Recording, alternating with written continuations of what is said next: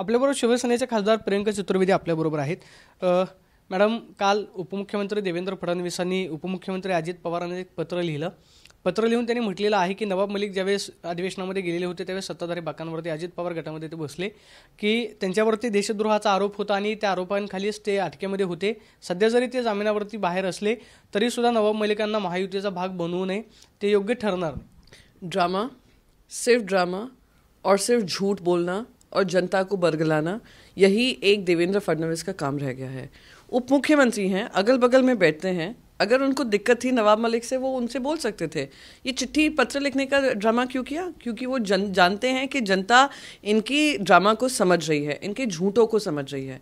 ये तब चुप थे जब 70,000 करोड़ का घोटाला करने वाले प्रधानमंत्री नरेंद्र मोदी जी ने अजीत पवार पे निशाना साधा था भोपाल में 48 घंटे पहले, और वो अजीत पवार उनके बगल में आकर बैठ गए. वो तब चुप थे जब पूजा चव्हाण के प्रकरण में हमने संजय राठौड़ से उनसे इस्तीफा मांगा. आज उनके साथ मंत्री बनकर बैठे हुए हैं.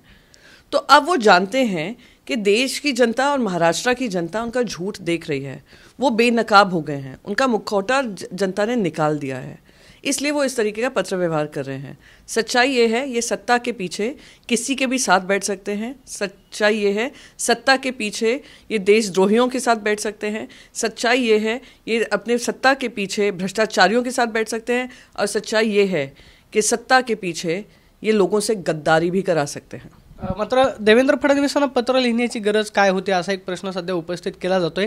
म्हणजे हे सगळं ठरलेलं आहे, नवाब मलिक येऊन बसणार किंवा अजित पवारांना सांगितलेलं आहे. नवाब मलिकांना हे माहिती होतं की अजित पवार सध्या भाजपसोबत गेलेले आहेत, मात्र तरीसुद्धा नवाब मलिक अजित पवार गटामध्ये जाऊन बसले.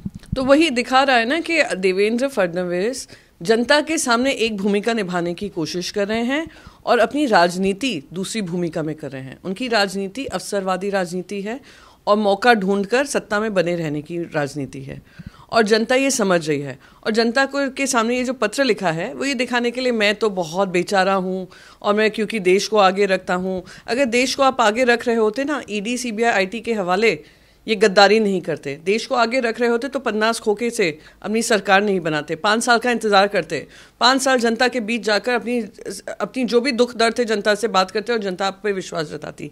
पर इन्होंने जो गद्दारी करवाई, जिन्होंने ईडी सीबीआई का हवाला लिया, जिन्होंने भ्रष्टाचारियों का साथ दिया, जिस एनसीपी के खिलाफ बोलते थे कभी नहीं कभी नहीं कभी नहीं करूँगा, उनके साथ आज आप बैठे हैं. तो उनका झूठ और उनकी हिपोक्रेसी इस चिट्ठी के माध्यम से दिख रही है. नीलम गोरे असं म्हणतायत की पक्ष जो आहे तो उद्धव ठाकरेंमुळे फुटला आणि आज बाळासाहेब असते आणि ते जर गुवाहाटीला गाडी घेऊन निघाले अशी बातमी जरी त्यांच्यापर्यंत पोहोचली असते तरी आमदार परत आले असते. मात्र उद्धवजींचं पक्षामध्ये लक्ष नव्हतं आणि उद्धव ठाकरेंमुळेचा पक्ष फुटला. जो उपसभापति बने, जो एमएलसी बने, जिनको सारा मान सम्मान उद्धव बाला साहेब ठाकरे जी ने दिया, आज वो किस मुंह से, जो कहते हैं ना जिस थाली में खाते हैं उसमें छेद करते हैं और फिर गाली भी देते हैं, उस पर थूकते भी हैं, आप वो हो. जनता देख रही है. आप एक उपसभापति की कुर्सी के पीछे आप उनके बारे में बोल रही हैं जिन्होंने आपको हर तरीके से समर्थन दिया. और मैं बस यही कहूँगी, अगर मैं भी बात करने लग जाऊँगी तो बात बहुत दूर तक जाएगी. तो वो कम ही बोलें तो वो ठीक रहेगा. उद्धव साहब को हर चीज़ पे ठीकरा फोड़ना और अपनी 50 खोखे की गद्दारी भूल जाना, ये जिसकी फितरत होती है वो जनता देख रही है. मात्र ते असं म्हणतात की उद्धव ठाकरे संजय राऊतांच्या तोंडून बोलून घेत होते, त्यांना जे हवं ते.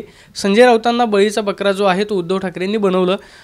पक्षामध्ये संजय राऊत जे आहे ते आक्रमक टोकाची भूमिका घेत होते, त्यामुळं मतमतांतर पक्षामध्ये जे आहे ते होत होती. एकनाथ शिंदेनं सुद्धा काम करणं अवघड झालं. बकरी की तरह जो मैं कर रही हैं खुद, जिनको सब मिला, वो दूसरों को बलि का बकरा ना ही बोलें तो ठीक है.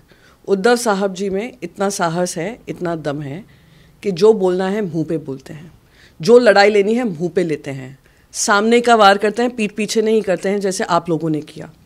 आप लोगों ने उनके साथ गद्दारी की. गद्दार आपके सर पे लिखा हुआ है, माथे पे लिखा हुआ है. आप रिटायरमेंट की एज पे आकर आपने जो गद्दारी की है वो महाराष्ट्र की जनता ने देखा है. तो वो कम ही बोले तो ज़्यादा उनके लिए ठीक रहेगा, उनके मान सम्मान के लिए ठीक रहेगा. जो बचा कुचा मान सम्मान है वो मैं बस उनको यही सलाह देना चाहूँगी. ठाकरे गटाकडून केंद्रीय निवडणूक आयोगाला पुन्हा एक पत्र लिहिण्यात आलेलं आहे की ज्या प्रचाराच्या काळामध्ये जी आश्वासनं भाजपकडून देण्यात आलेली होती, म्हणजे की धर्माच्या नावावरती प्रचार करणं किंवा देवदेवतांच्या नावावरती प्रचार करणं, हे आचारसंहितेचा भंग आहे, एक पत्र लिहिलेलं होतं. त्याचं उत्तर मात्र केंद्रीय निवडणूक आयोगाकडून आलं नाही. म्हणून पुन्हा एक स्मरणपत्र जे आहे ते केंद्रीय निवडणूक आयोगाला पाठवण्यात आलेलं आहे.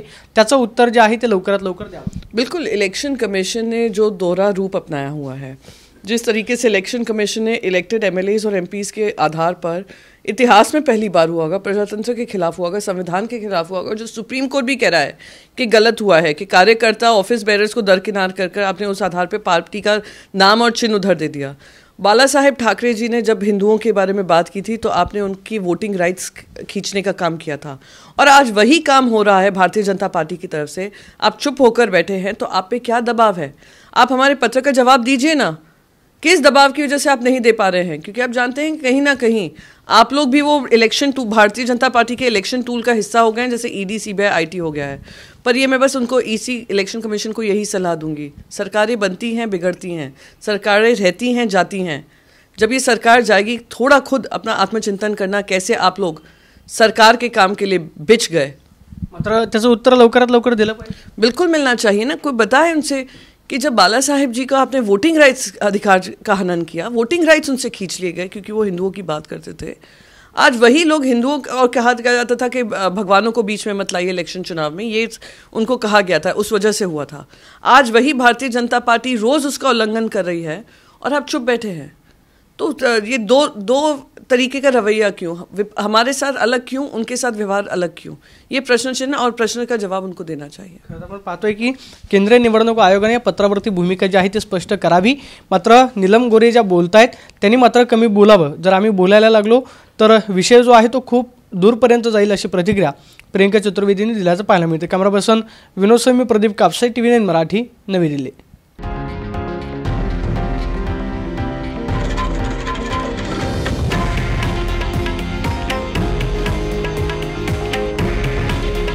हे आहे देशातील नंबर 1 न्यूज नेटवर्क आणि आपण पाहत आहात TV9 मराठी. काळजी तुमची, हित महाराष्ट्राचं.